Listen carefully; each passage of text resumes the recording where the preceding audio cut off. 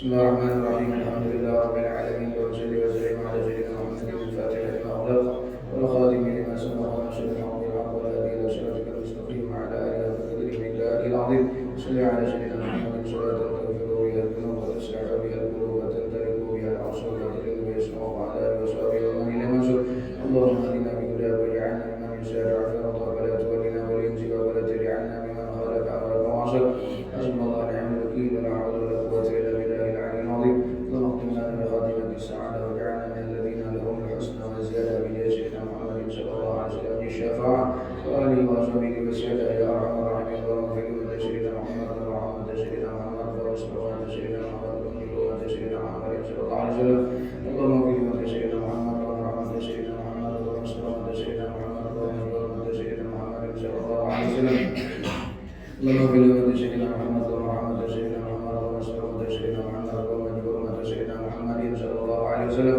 اللهم اغفر لنا سيدنا محمد ورحمة سيدنا محمد ورسولنا سيدنا محمد ورسولنا سيدنا محمد صلى الله عليه وسلم وارحمهم يا الله رحمة عامة برحمتك يا أرحم الراحمين اللهم أكرم هذه الأمة المحمدية بجميع أعمالك في الدارين إكراما من جعلها في أمتي صلى الله عليه وسلم ربنا ظلمنا أنفسنا وإن لم تغفر لنا ترحمنا لنكونن من الخاسرين اللهم إنك تعلم سرنا وعلانيتنا وتعلم عبادتنا تعلم حاجاتنا فاعطنا سؤالنا وتعلم ما في أنفسنا واغفر لنا ذنوبنا اللهم نسألك إيمانا يبشر قلوبنا ويقينا صرفا حتى نعلم أنه لن يصيبنا إلا ما كتبته لنا وراضنا بما قسمته لنا يا رب العالمين ربنا آتنا في الدنيا حسنة وفي الآخرة حسنة وقنا عذاب النار يا مولانا يا مجيب يا حاضر لنا يا رقيب توسلنا إليك بالحبيب صلى الله عليه وآله وسلم بحاجاتنا قريبا صلى الله على سيدنا محمد النبي الأمي وآله وسلم الحمد لله رب العالمين وبولي ولدي رحمك ما رضيت صغيرا وبولي ولدي رحمك ما رضيت صغيرا وبولي ولدي رحمك ما رضيت صغيرا وبولي ولدي رحمك ما رضيت صغيرا وبولي ولدي رحمك ما رضيت صغيرا استغفر الله وللمؤمنين ومن شر الله وللمؤمنين ومن شر الله وللمؤمنين ومن شر الله وللمؤمنين ومن شر الله وللمؤمنين ومن شر الله وللمؤمنين ومن شر الله وللمؤمنين ومن شر الله وللمؤمنين ومن شر الله وللمؤمنين ومن شر الله وللمؤمنين والمؤمنات يا الله يا الله يا الله يا الخاتمة يا الله يا الله يا الله يا الخاتمة الله يا الله يا الله يا حسن الخاتمة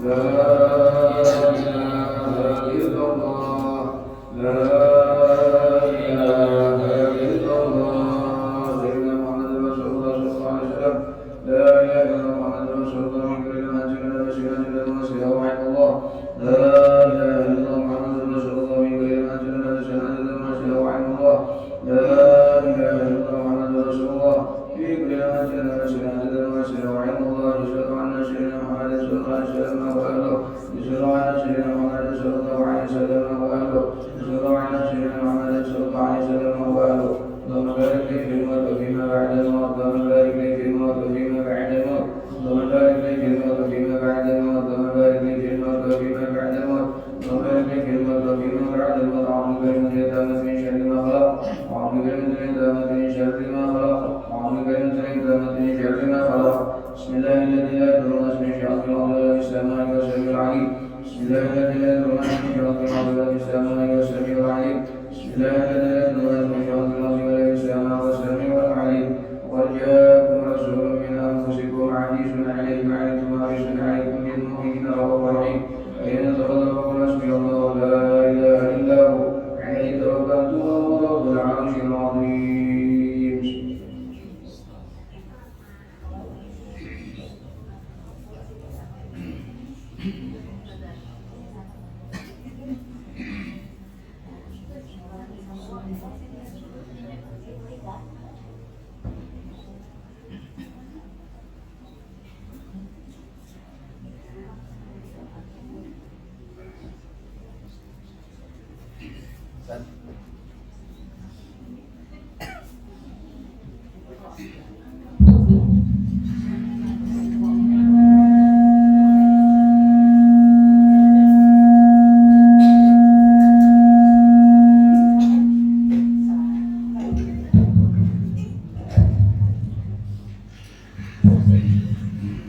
Bismillahirrahmanirrahim. Assalamualaikum warahmatullahi wabarakatuh. Bismillah, Masya Allah, la yasbiqul khaira illallah. Bismillah, Masya Allah, la yasbiqul su'a illallah. Bismillah, Masya Allah, ma kana min ni'matin fa min Allah. Bismillah, Masya Allah, la hawla wa la quwwata illa billah. Bismillah, alhamdulillah, salatu wassalamu ala rasulillah Sayyidina Muhammad ibn Abdillah mintahi babi rahmatillah. Adadana fi ilmillah, salatan wa salaman daimaini dawami mulkillah. Wa ala alihi wa sahbihi wa mawala adada kulli dharra al-fawara adribna ya Rasulullah, adribna ya Rasulullah, adribna ya Rasulullah. Qalu subhanaka la ilma lana illa ma 'allamtana innaka antal alimul hakim. Rabbi shrah li sadri wa yassir li amri wahlul 'uqdatam min lisani yafqahu qawli wahdid qalbi wa saddid lisani bi jahi sayyidina Muhammad wa alihi wasahbihi. Wa nawaitu ta'lim wa ta'allum wa naf'a wal intifa' wa dzikra wa tadhkir wal ifada wal istifada wal hazzi 'ala tamassuk bi kitabillah sunnati rasulih wad dalalah 'ala al-huda ibtigha' wajhillah mardati wa qurbi wa thawabihi subhanahu wa ta'ala. Amma ba'd. Alhamdulillah, kita bersama-sama mendapatkan taufik hidayah dan inayah dari Allah Subhanahu wa taala sehingga kita dapat melaksanakan salat fardu subuh dalam keadaan berjamaah, kemudian dilanjutkan dengan ta'lim Ramadan. Mudah-mudahan Allah Subhanahu wa taala menerima segala amal ibadah kita, khususnya puasa kita dengan segala kekurangannya. Mudah-mudahan Allah Subhanahu wa taala mengampuni segala dosa kita zahir dan batin, dosa kedua orang tua kita, dosa guru-guru kita dan seluruh keluarga jiran tetangga kita. Amin ya rabbal alamin. Hadirin wal hadirat rahimakumullah. Qala Rasulullah sallallahu alaihi wasallam, Rasulullah sallallahu alaihi wasallam telah bersabda di dalam salah satu hadisnya, yang mana ini mudah-mudahan bisa memotivasi diri kita untuk bisa melaksanakan pesan atau anjuran daripada Nabi sallallahu alaihi wasallam ini. Ujar Nabi, man hadara majlisal ilmi fi Ramadan, siapapun orang-orang yang hadir di dalam majlis ta'lim atau majlis ilmu di dalam bulan Ramadan. Jadi hadir di majlis ilmu di dalam bulan Ramadan dan ibadah-ibadah yang lain yang kita lakukan di dalam bulan Ramadan ini mendapatkan lipatan ganda pahala dari Allah Subhanahu wa taala. Termasuk kita yang hadir di majelis ta'lim, majelis ilmu di dalam bulan Ramadan. Kata Nabi sallallahu alaihi wasallam, "Kataballahu lahu bi kulli qadamin ibadatu sanah." Maka Allah tuliskan, Allah berikan pahala kepada orang itu bagi setiap satu langkah kakinya. Bagi setiap satu langkah kakinya dibalas oleh Allah Subhanahu wa taala seperti beribadah 1 tahun. Bayangkan beribadah seperti 1 tahun setiap satu langkah. Jadi berapa langkah kita mulai rumah? Itulah diberikan oleh Allah Subhanahu wa taala pahalanya. Dan yang kedua, wa yakunu ma'i tahtal arsy. Orang itu nanti bersama-sama aku, beserta dengan aku di dalam kenaungan arsy nanti di hari kiamat atau di padang mahsyar. Luar biasa. Kita yang menghidupkan majelis-majelis ilmu di dalam bulan Ramadan. Walaupun adat daripada salaf kita, biasanya mereka setelah habis nisfu Sya'ban, begitupun ada guru-guru kita di Kalimantan Selatan ini, setelah nisfu Sya'ban itu majelis-majelis ilmu diliburkan. Kenapa demikian? Yaitu untuk menyambut bulan Ramadan. Mempersiapkan diri untuk menyambut di dalam bulan Ramadan itu dimulai dari sejak bulan Rajab sampai bulan Sya'ban, sampai kepada bulan Ramadan. Sebagaimana doa yang diajarkan oleh Nabi sallallahu alaihi wasallam, Allahumma barik lana fi Rajab wa Sya'ban wa balighna Ramadan. Allah berikanlah berkah kami di dalam bulan Rajab, di dalam bulan Sya'ban, sehingga kami sampai menemui bulan Ramadan. Akhirnya doa kita dikabulkan oleh Allah Subhanahu wa taala. Saat ini kita sudah berada di dalam bulan Ramadan. Menuntut ilmu sudah mungkin kita ketahui adalah hukumnya wajib. Hukumnya fardhu ain. Talabul ilmi fardhu ala kulli muslim. Wa fi riwayah wa muslimatin. Menuntut ilmu adalah fardhu wajib bagi tiap-tiap muslim laki-laki dan muslim perempuan. Sehingga kita kalau mau beribadah apapun itu wajib terlebih dahulu mengetahui akan ilmunya atau belajar tentang ilmunya. Walaupun orang itu dalam ibadah umpamanya pas saja sembahyangnya dari rukun kaulinya, fi'linya sampai qalbinya pas, tapi bahapal ya, bahasa kita tuh turut-turutan, tempat-tempatan, rukuknya pas, sujudnya pas saja, kemudian bacaan-bacaan rukun kaulinya ujur, tapi tanpa belajar, tanpa tahu ilmunya, maka orang itu dapat dipastikan kata Imam Ibn Ruslan, wa kullu man bighairi ilmin ya'malu a'maluhu mardudatun la tuqbalu. Setiap orang yang beramal ibadah tanpa didasari ilmu, maka adalah amalnya ditolak, tidak diterima oleh Allah Subhanahu wa taala. Jadi setiap ilmu yang kita pelajari melewat guru-guru kita upayakan belajar ilmu dari guru-guru yang jelas. Sumber ilmunya jelas, sanad ilmunya jelas, gurunya jelas, pondok pesantrennya jelas. Apalagi di zaman kita sekarang ini banyak sudah ajaran-ajaran yang menyimpang daripada ajaran yang diajarkan, yang dicontohkan oleh Nabi Muhammad dan para imam-imam madzhab dan ulama-ulama salafus saleh. Ada sedikit yang terkadang mencari ilmu jalan pintas. Apa maksud jalan pintas? Aku tidak perlu belajar ilmu fikih itu, tidak perlu belajar ilmu tauhid itu, tidak perlu belajar ilmu tasawuf itu. Yang penting aku belajar ma'rifat atau tentang ma'rifatullah. Banyak orang yang tertipu di dalam masalah ini. Ada perlu belajar fikih. Fikih itu anak buyuh benar ya kita. Karena dalam fikih itu melajari kita membahas tentang masalah kayak apa supaya ibadah kita sah, kayak apa supaya sembahyang kita sah menurut syariat, kayak apa supaya puasa kita sah menurut syariat. Kada belajar fikih jelas salah ibadahnya. Apalagi minta maaf banyak orang yang sembahyang.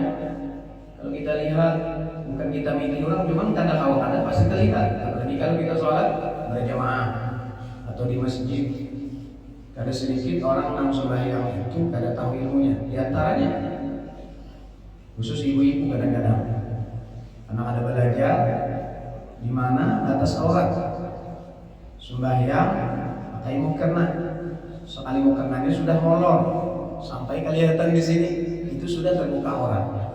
Kada sedikit itu. Ada juga mukenanya sampai di sini, akhirnya waktu sujud dia karena dahinya lawan mukena menghalang lawan tempat sujudnya. Belum lagi cara rukunya, belum lagi cara sujudnya. Nah ini banyak yang tidak lihat gara-gara tidak belajar ilmu fikih. Bahkan ada sebagian orang meremehkan belajar ilmu fikih. Ada perlu belajar ilmu fikih. Yang penting belajar ilmu tasawuf. Ada perlu belajar ilmu syariat. Yang penting belajar ilmu hakikat. Sedangkan para ulama madhab manapun, madhab yang empat khususnya, mereka mengatakan ittifaq wajib belajar. Yang dikatakan Nabi menuntut ilmu wajib fardhu ain bagi tiap-tiap muslim laki-laki dan muslim perempuan. Ilmu yang mana yang wajib dituntut? Ilmu yang mana yang wajib dituntut? Ulama sepakat ilmu yang wajib dituntut ada tiga. Pertama ilmu fikih, kayu sahihal ibadah supaya mensahkan ibadah kita. Kemudian yang kedua ilmu tauhid. Apa itu ilmu tauhid? Ilmu sifat 20. Yang ketiga ilmu tasawuf, yaitu ilmu tentang membersihkan hati supaya dalam hati itu tidak ada penyakit-penyakit hati. Karena penyakit hati ini berbahaya bagi pahala ibadah zahir kita, sholat kita, puasa kita, haji kita, dan lain-lainnya. Terkadang tidak ada lagi pahalanya karena dimakan oleh penyakit batin atau penyakit hati. Imam Al-Ghazali rahimahullah ta'ala dan para imam-imam ahli sufi mengatakan, sebagaimana kita wajib memperbaiki zahir kita dengan ibadah-ibadah, maka wajib bagi kita untuk menghiasi hati kita, membersihkan hati kita dari segala penyakit-penyakit hati. Kita kalau ada anggota tubuh kita sakit gigi aja umpama, pasti mencari obat sakit gigi. Ini sakit parut ya, biasanya puasa nih mah, lalu mencari obat mah aja tuh. Itu sudah secara pasti kita manusia. Tapi terkadang kata Imam Al-Haddad mengatakan, orang ini memperhatikan penyakit zahirnya, penyakit yang ada di anggota tubuhnya, tapi orang jarang memperhatikan penyakit batinnya, yaitu penyakit hati seperti riya, ujub, sum'ah, takabur, riba, namimah, dan lain-lainnya. Maka ini wajib kita menuntut ilmu tersebut.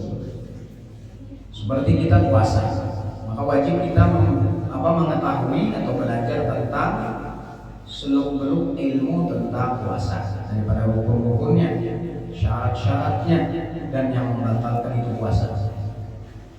Kadang-kadang ada di sebagian daerah, maka ini kadang-kadang rame apabila ada yang mengajarkan seperti ini rame. Apa itu? Kadang-kadang orang ini membahas tentang puasa, seperti puasa batin ataupun puasa hakikat atau puasa khawasul khawas atau puasa al-khawas. Karena puasa itu dari Imam Al-Ghazali ada 3 tingkatannya. Ada puasa orang awam, kebanyakan orang. Ada puasa khawas, ada puasa khawasul khawas. Ada sebagian orang yang beranggapan bahwa yang penting puasa khawas sampai puasa khawasul khawas tanpa melakukan puasa awam. Artinya apa? Ada perlu puasa nang menahan makan, ada makan karena minum tuh, yang penting batin pun puasa. Yang penting puasa khawas. Mereka beranggapan apabila sudah puasa khawas, bahkan sampai puasa khawasul khawas, itu boleh meninggalkan akan puasa yang umum. Nah ini banyak kekeliruan. Begitu juga sembahyang. Yang penting aku sembahyang batin. Ada perlu sembahyang 5 waktu. Nah ini banyak didapati seperti itu. Bahkan terkadang kalau ada yang mengajarkan seperti ini, rame bedanya. Kalau ada yang mengajarkan sedikit, saya tauhid, parai kan sifat 20 itu parai, yang itu mengenal orangnya baru mengenal sifatnya. Kan kita belajar tauhid itu standar. Kata ulama, ma'rifat kepada Allah itu ada ma'rifat yang umum, ada ma'rifat yang khusus. Ma'rifat kepada Allah yang dikatakan awal wajibin 'alal insani ma'rifatul ilah biistiqani. Wajib awalun bi ma'rifatullah. Jadi ma'rifatullah itu secara umum atau standar kita orang umum, orang awam, itu adalah dengan belajar ilmu tauhid tentang mengenal sifat 20 yang wajib bagi hak Allah Ta'ala, yang mustahil dan yang harus, dan yang wajib bagi hak para anbiya dan para rasul, yang wajib dan yang harus, dan yang mustahil dan yang harus. Ada orang beranggapan tidak perlu belajar itu, bahkan sampai artinya meniadakan, menyalahkan orang-orang yang belajar sifat 20. Kamu belajar sifat 20 itu tak akan belajar sifatnya, jangan kenal dulu orangnya. Padahal standar ma'rifat awam itu yang dikatakan ma'awaluddin ma'rifatullah itu adalah dengan mengenal akan sifat-sifat Allah dulu. Karena dikatakan oleh ulama, bahkan ittifaq kita menemukan, tidak ada menemukan di dalam Al-Quran, dalam hadis Nabi Sallallahu Alaihi Wasallam, orang yang sanggup mengenal Allah selain Nabi Muhammad Sallallahu Alaihi Wasallam. Adalah yang sanggup bertamuan melihat ma'rifat dengan zat Allah. Yang tahu dengan zat Allah hanya Nabi kita Muhammad Sallallahu Alaihi Wasallam. Bahkan batasan kita ini cukup hanya di dalam tauhidus sifat. Kita bukan di dalam kitab Amal Ma'rifat karangan Syekh Haji Abdul Rahman Siddiq Mufti Indragiri Riau Tambilahan. Dan ada juga yang dikarang oleh Durun Nafis, yang dikarang oleh Syekh Muhammad Nafis Keluar.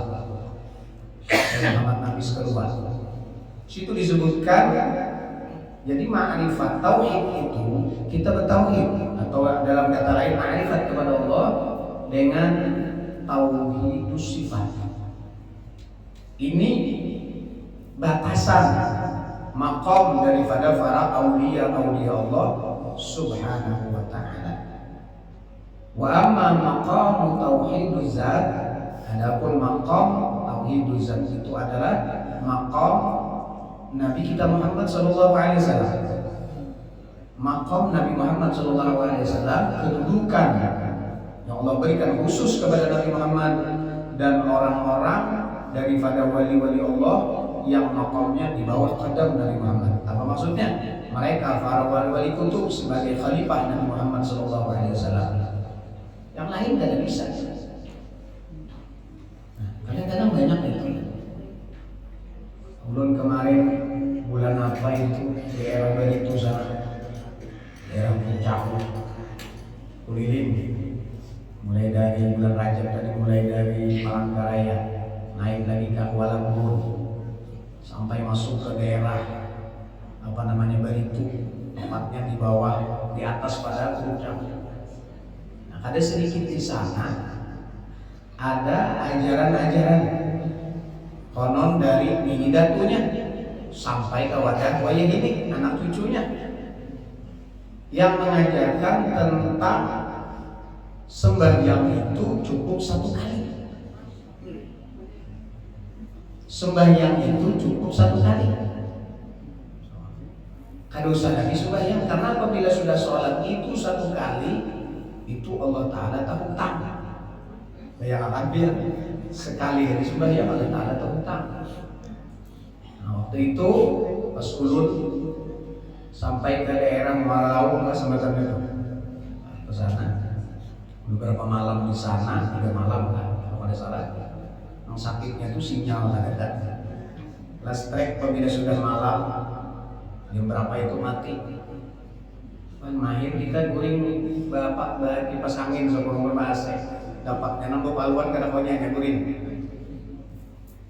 Ulun teringat di situ dulu ada pernah ngambil ijazah, namanya dapat di antara guru itu ulun ngambil dengan seseorang yang beliau itu orang kita Martapura, yang mana beliau ini dulu pernah mengijazahkan, mengajarkan, khususnya alhamdulillah ulun ketemu dengan beliau, umur beliau itu mungkin hampir 100, meninggal karena ada catatan dari pakaian oleh bini ulun tuh, ada catatan sini. Kebetulan sini ini seorang tuan guru di kampung itu, dan beliau ini salah satu murid daripada almarhum Guru Syabani dan Bani waktu beliau mengajar di dalam pagar Martapura. Nah, beliau ini berkhidmat kepada almarhum Haji Datu Sholawat dalam pagar, abah oleh almarhum Guru Haji Ahmad Kashmuddin, Guru Abdullah Khatib dari sini, lalu digelari Datu Sholawat. Salah satu keistimewaan Sidin menurut riwayat, waktu Sidin itu wafat itu di Martapura dalam keadaan banjir. Tentunya apabila banjir ini jangan kita calap sebar pandangan. Waktu Sidin meninggal otomatis alkah tadi terendam baju juga. Lalu dikasih, biasanya kan kalau kita itu dikandang di apa-apain supaya yang menabung, pakai alkohol. Hari kerja alkohol kira-kira sudah nambah hari itu. Lalu dikandang. Ternyata ini baju, karena kalau dia ini baju kan sampah kan. Waktu beliau ini dibawa dari rumah, ini karamah Allah berikan. Waktu dibawa dari rumah sampai ke ke pekuburan ke liang lahat itu waktu Sidin dibawa itu kering. Apa amalan Sidin diantaranya sholawat, maka diberi gelar dengan Datu Sholawat. Nah beliau ini belajar langsung, ada ulun dapat ijazah dari almarhum Guru Haji Ahmad Tasyuddin. Itu amalan futuh namanya, atau amalan ilmu futuh atau ilmu laduni, yang mana Guru Ahmad Tasyuddin mengambil dari ayahnya Syekh Abdullah Khatib Datu Sholawat. Nah beliau ini langsung mengambil ijazah, kalau kata khilaf langsung dari Syekh Ali Junaid Berau. Syekh Ali Junaid yang dialami berguru di Berau, kan ada salah satu keturunan Datu Kelampayan, Syekh Ali Junaid. Nah kembali, waktu itu Sidin ini tadi ada catatan, jadi ulun ini mencari kemana nih. Soalnya waktu anak ulun halus bahwa ke situ biasanya kami itu kurang bahari adat kurang kampung itu terbang ya, terbang kayak bayi mulut kan. Sidin waktu itu ada kawan lagi diambil lalu dibawa minta bayunya aja, lalu tak kesanakan terbang jadi kira gambar itu kayak boleh. Jadi ulun ingat Sidin ulun bawa catatan kayak ini ampun biarkan. Ini ada catatan almarhum Guru Haji Abdullah. Nah ini mengambil dari Bian, apa Bian? Ya ini. Lalu saya tulisan, ulun kalau kayak itu ambil ijazah. Nah beliau ini sanadnya aku mengambil Sidin dari Guru Syekh Matarik Bakumpai. Nyarat Sidin Matarik Bakumpai, berarti orang daerah Bakumpai Marabahan situ lah. Dan beliau ini pernah menjadi pemulung muara laut di daerah dari Cusan, di Pulau Cahus itu. Nah itu ijazah ijazah salat umri dunia, sembahyang umri dunia. Nah di situ ulun baca khasiatnya kayak gini-gini. Oh ternyata di situ sampai ulun sekalinya memang ada di situ. Tapi banyak orang yang salah memahami. Apa salah memahaminya? Karena melihat fadilat itu. Siapa mengerjakan sembahyang ini satu kali seumur hidup sekali barang, maka itu sudah menapali sembahyangnya selama berapa ratus tahun. Kemudian menapali puasanya selama berapa puluh tahun, karena puasa kali puasa kali itu sudah punah hutang. Bahkan sekian umpama fadilatnya itu siapa menggawi sekali seperti beribadah, sholatnya, menapali sembahyangnya 200 tahun, puasanya ditinggalkannya selama 200 tahun. Sedangkan umur kita ada sampai ke situ. Ya, kalau umur kita artinya menggawi umur 40 tahun sama lawan menapali sembahyang itu tadi. Jadi sekali menggawi itu makanya 3 kali 5-nya. Jadi di situ terkumpul sembahyang, puasa, zakat, haji dan zikir atau 2 kali masyarakat sembahyang. Tapi kan kita di sana, bahkan sanadnya langsung kepada Syekh Muhammad Arsyad Datu Kelampayan. Kenapa salah paham? Sekalinya di sana limbah tahunan itu ada sembahyangan lagi. Karena tadi dia sekali menggawi itu Allah Ta'ala tak hutang.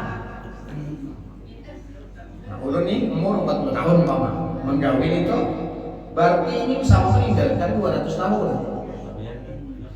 Banyak banget lagi lebihannya. Artinya Allah Ta'ala tak hutang. Ini sama Tuhan tak hutang ya bisa. Lalu dia ulun itu kada benar, kita luruskan. Jadi alhamdulillah ulun banyak di daerah Bali itu banyak ajaran-ajaran kayak itu. Dan kadang-kadang gurunya ini jujur aja, cuman si murid ini karena tak kaji fadilah. Jadi umur 40 tahun potong 15 tahun berarti 25 tahun. Dikodok sembahyang waktu 40 tahun, berarti Allah Ta'ala utang masih berapa? 175 tahun.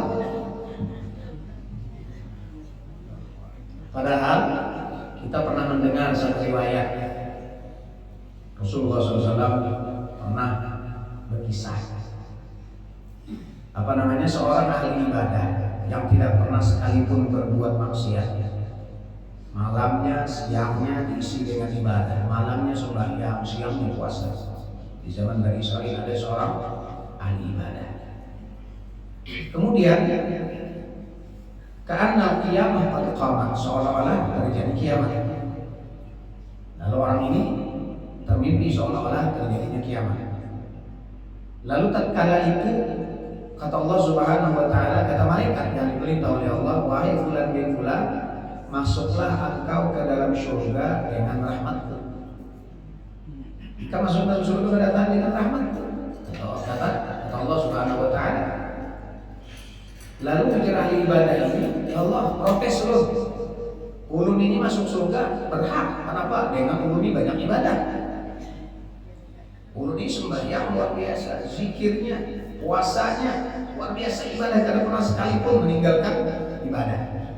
Jadi ulun ini pantas saja masuk surga karena memang ulun ini banyak ibadah. Oke, jadi Allah Ta'ala ibadah ikam nang selama ikam hidup berapa puluh tahun nang kada pernah bermaksiat kepada Allah ditimbang. Lalu sebiji mata yang Allah berikan kepada fulan itu ditimbang, sebiji mata aja. Timbang sebiji mata lalu ibadah. Ternyata apa? Berat sebiji mata yang Allah berikan kepada orang itu. Nah di sini, apa ikam anak badak? Ikam anak badak apa? Satu pemberian itu satu biji mata aja belum yang lain, belum dua, belum telinga, belum tangan, belum kakinya. Itu sudah berat satu biji mata yang aku berikan kepadamu dibanding dengan ibadah. Lalu akhirnya orang yang mengatakan, ya Allah, ini pun ulun masuk surga ini dengan rahmat-Mu.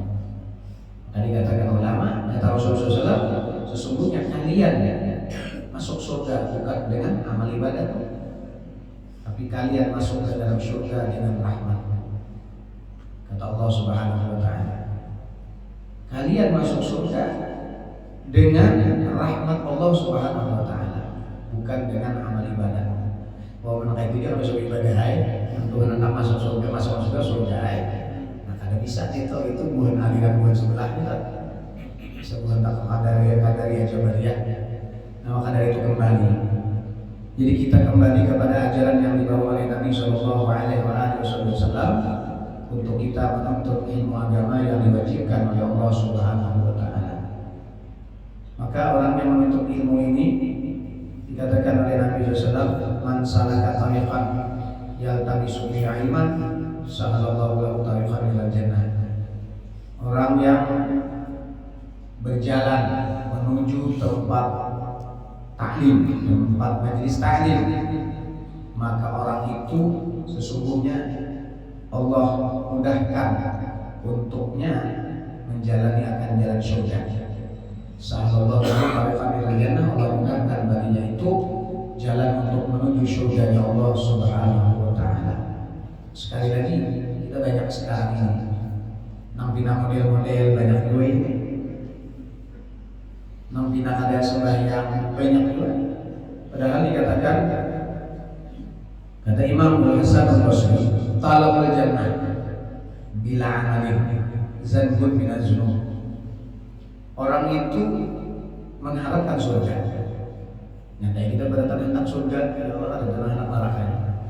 Orang yang mengharapkan surga, orang yang menuntut surga, tapi tanpa ibadah, tanpa melaksanakan perintah Allah, itu dzanbun minadz-dzunub, satu dosa daripada dosa-dosa.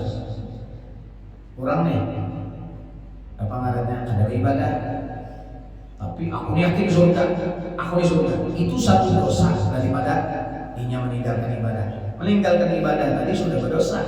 Tambah pula model surga itu tadi dapat bapak menentukan tak masuk surga ada bapak yang sembahyang.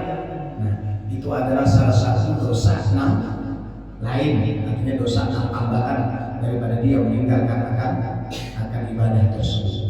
Nah, ini dulu banyak pina model-model. Pina apabila diajarkan tentang manfaat rami orang, bagi kita mendudukan, menghidupkan majelis-majelis itu banyak oleh yang kita apalagi di kampung-kampung ya. Ada pengajian tentang malam, dibahas tentang ma'rifat, dibahas tentang Nur Muhammad, karena benar. Tapi kada belajar tentang ilmu syariat. Katakan ulama dalam kitab Sulhul Taufik Al-Habib Abdullah bin Muslim bin Tahir menyatakan menjadi sedikit apa? Orang yang belajar atau membicarakan tentang ma'rifat al-khassah, ma'rifat yang tinggi, yang ghamidhah, yang mendalam. Nah, ini artinya dibahas tentang ilmu para aulia, tentang ma'rifatnya para aulia. Maka itu bisa membuat orang mutazandiqah, bisa membuat orang kafir zindik. Artinya dibahas Allah Ta'ala, sedikit-sedikit Allah Ta'ala. Kalau putingannya mencari Allah Ta'ala, seorang menjadi Tuhannya. Belum teringat dulu dikisahkan guru-guruan.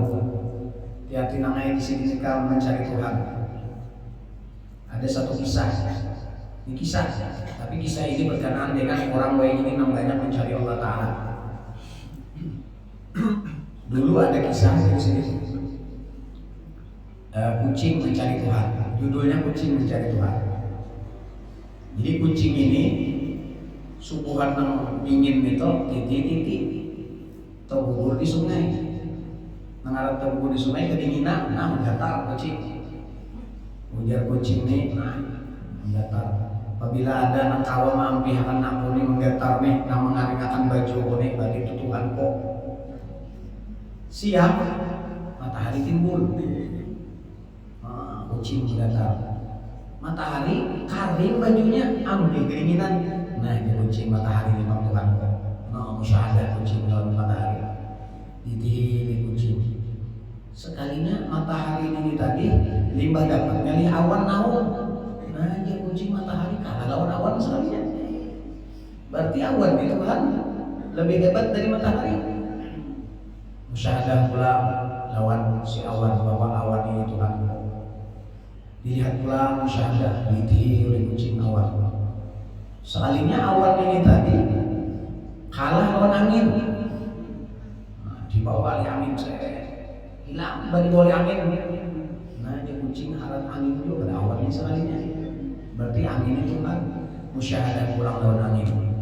Lalu angin ribut mengkayapannya habis ke rumah kekipayan. Dasar harap di kucing angin ini. Sekalinya musyahadah pulang angin kayak apa derasnya kada kawa mau robohkan gunung, mengintar gunung dari awal. Berarti kuasanya hebatnya angin ini tadi kada kawa mau robohkan gunung, kada kawa mengintar gunung.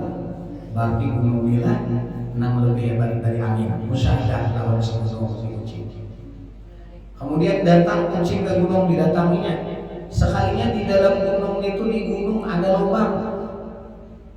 Ujar kucing, gunung nang singkaras tadi berlubang aja. Sekali lihat siapa yang melubang tikus. Nah, dia kucing berarti harap tikus di sekalinya. Pang dihantamnya dimakannya tikus. Nah, tikus dikalah aku berarti aku nenggulan. Nah, ini hati-hatinya sedikit. Musyahadah menjadi Tuhan, seorang menjadi Tuhan. Ke atas ke bawah ada dari mana? Aku di sudah. Man arafa nafsahu faqad arafa rabbah. Ini banyak. Maka ulun kadang-kadang di mana membahas masalah ini. Karena banyak. Tapi terkadang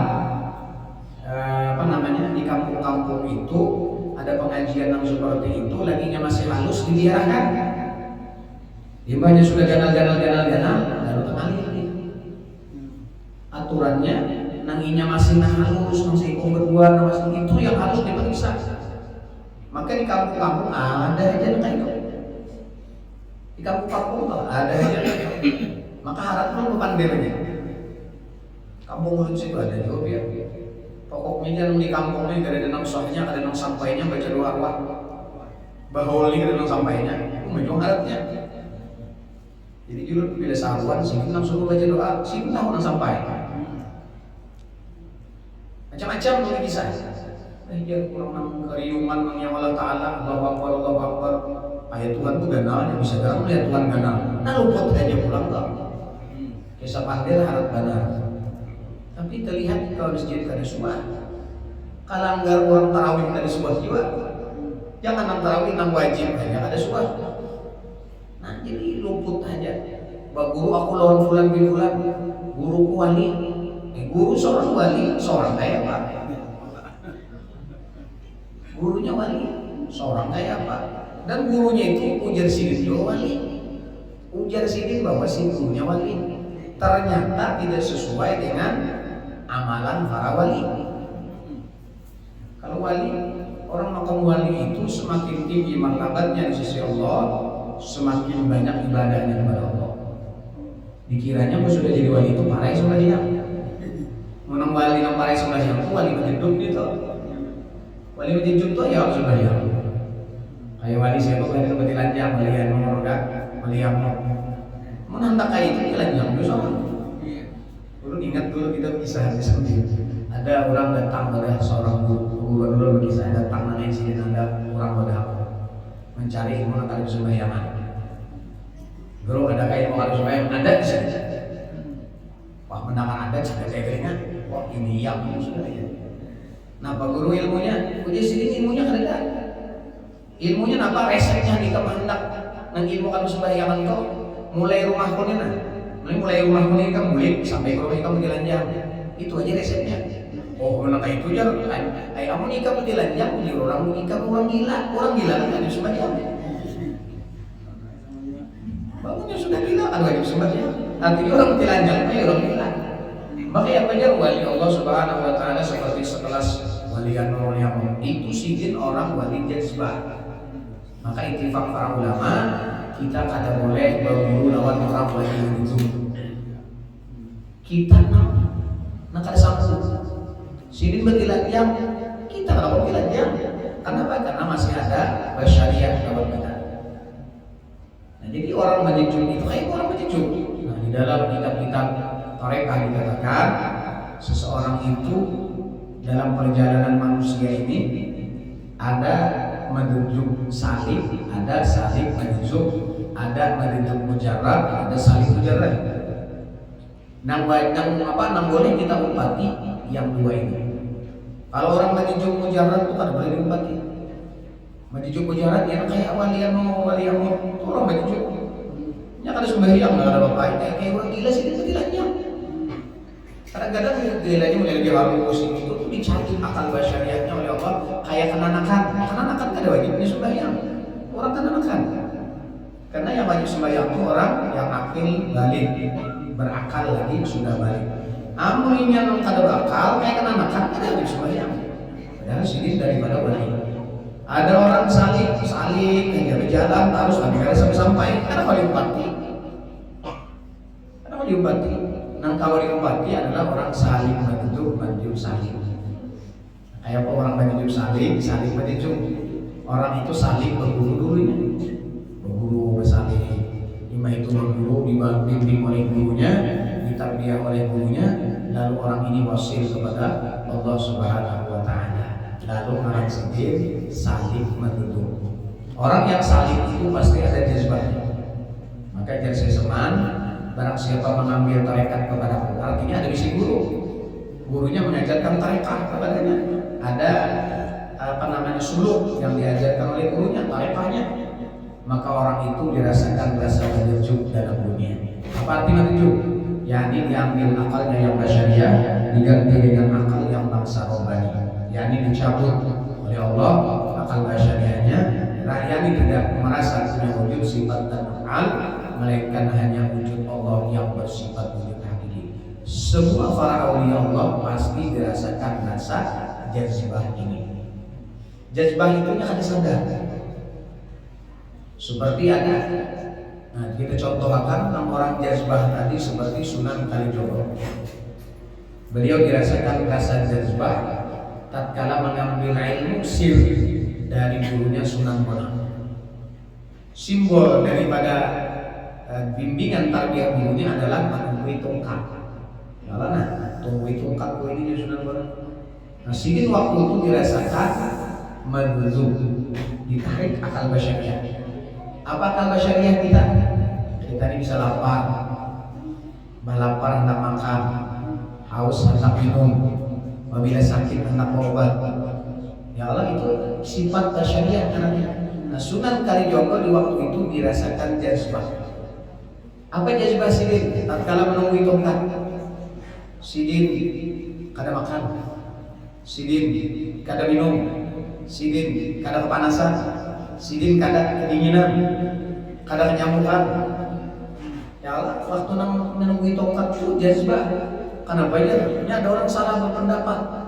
Apa itu wali? Saya tidak percaya dia bukan wow. Kok ada percaya bukan wali songo itu khususnya Sunan Kalijogo? Masa mendapatkan makom wali kada sembahyang menunggu tongkat aja jadi wali? Padahalnya ada menggali bahwa beliau itu di waktu itu dirasakan rasa jazbah, ditarik akal basyariah, lapar kada, hendak makan kada, hendak minum kada, guring kada, guring kada, bangun kada juga.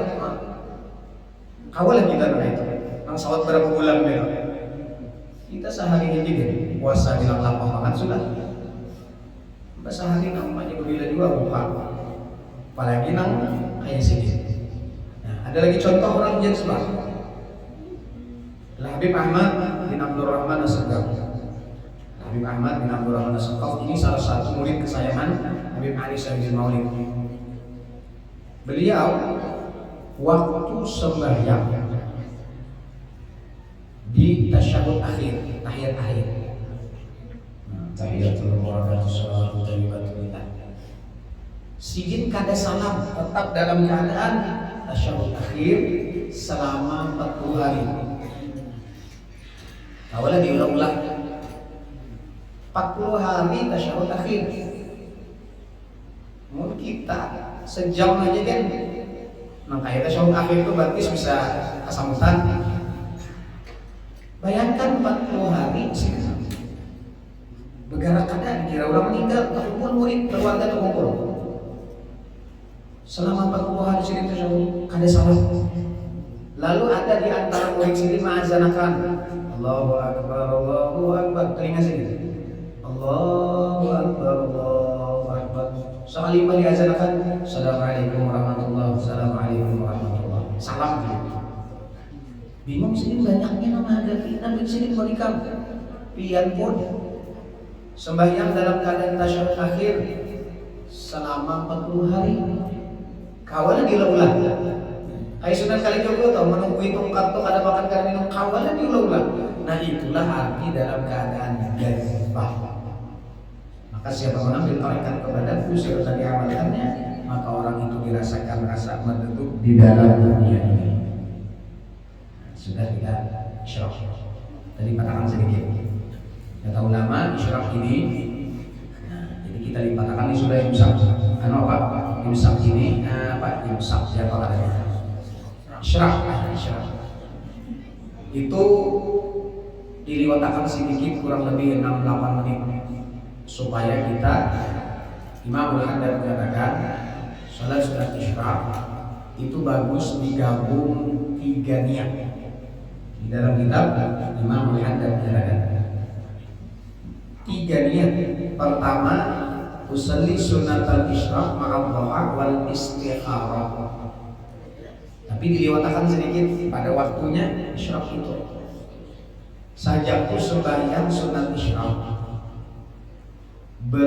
beserta doa dan istikharah rakaataini 2 rakaat lillahi ta'ala. Artinya kita sembahyang 2 rakaat, niat 3 dapat 3 pahala. Rugi kita, langsung tinggal aja rugi. Tapi di niatan apa dilewatkan sedikit kata ulama. Artinya ada mempas. Karena arti doa itu ada yang mengatakan isyraq ya doa, doa ya isyraq. Ada yang mengatakan isyraq ya isyraq, doa ya doa.